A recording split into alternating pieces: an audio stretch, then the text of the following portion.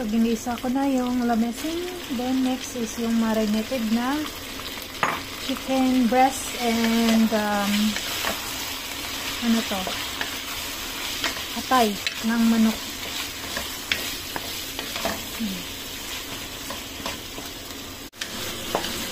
So, niluto lang natin yung sahog natin.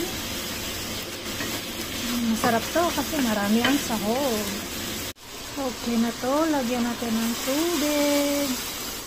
Mainit na tubig na yung nilagay ko para diretso na siya kumulo.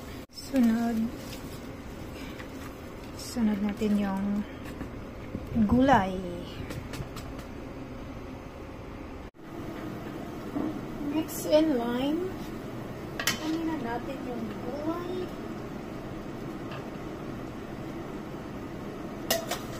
Separate muna natin yan para hindi ma-lapa.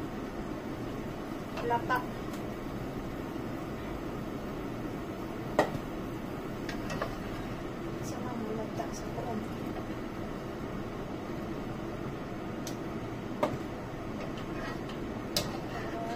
Crunchy pa rin siya mamaya.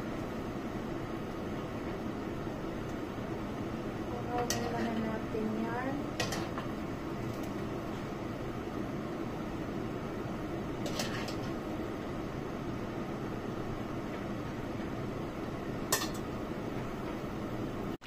Next itong kanton.